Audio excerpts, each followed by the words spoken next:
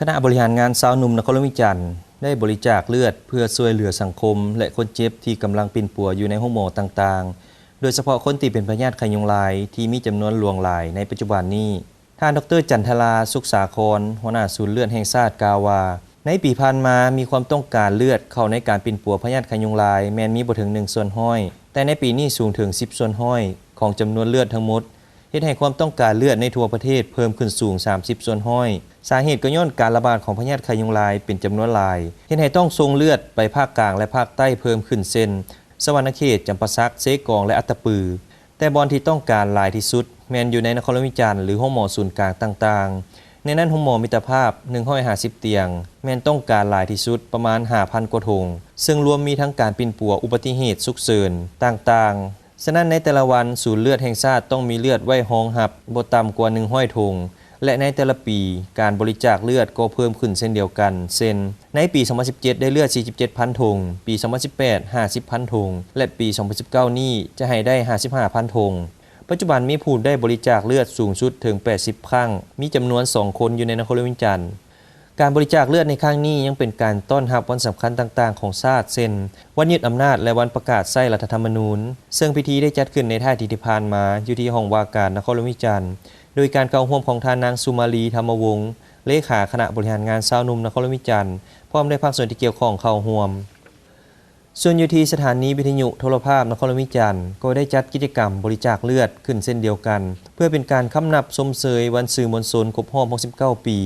วันยึดอำนาจ23 สิงหาวันรัฐธรรมนูญและวันสำคัญต่างๆของพรรคของชาติดังนั้นสถานีวิทยุโทรภาพนครวิจันทร์ร่วมกับศูนย์เลือดแห่งชาติองค์การกาแดงลาวจึงได้จัดกิจกรรมบริจาคเลือดแบบเปิดกว้างภายใต้คำขวัญบริจาคเลือดแม่นรักชาติและพัฒนาซึ่งการจัดกิจกรรมในครั้งนี้ถือเป็นกิจกรรมหนึ่งที่สำคัญเพื่อช่วยเหลือและกอบกู้เอาชีวิตคนเจ็บที่เป็นพยาธิไข้ยุงลายหรือพยาธิไข้เลือดออกที่กำลังระบาดอยู่ประเทศเฮาให้ได้รับการช่วยเหลือทันเวลาเนื่องจากพยาธินี้ได้มีการระบาดหลายพอสมควรในนครวิจันทร์และทั่วประเทศเฮ็ดให้อยู่ธนาคารเลือดในปัจจุบันแม่นขาดแคลนเลือดที่จะไปตอบสนองให้โรงหมอแต่ละแห่งการบริจาคเลือดเป็นปัจจัยหนึ่งที่จะช่วยในการปิ่นปัวคนเจ็บที่มีอยู่ในปัจจุบันนอกจากไข้เลือดออกแล้วก็จะมีพยาธิครับเป็นซ้ำเหือกพวกที่มีปัญหาทางด้านไขลังในเวลาออกเลือดอันนี้เรามีความจำเป็น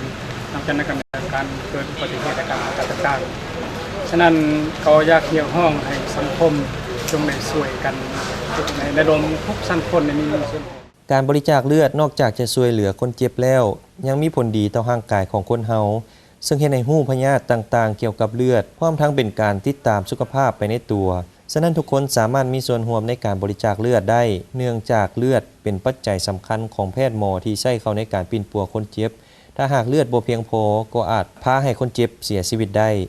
กิจกรรมบริจาคเลือดในครั้งนี้ได้จัดขึ้นในวันที่21 สิงหาคมที่ผ่านมาอยู่ที่สถานีวิทยุโทรภาพนครวิจันทร์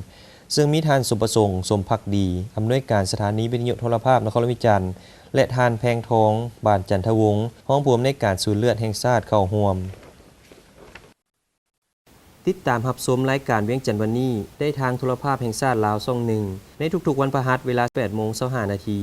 และวันศุกร์เวลา 15:25 น.หรือติดตามทางช่องทาง YouTube เวียงเทียนเรดิโอทีวีและ Facebook พิมพ์คำว่าสถานีวิทยุโทรภาพนครวิจันทร์เวียงเทียน Today ได้ตลอดเวลา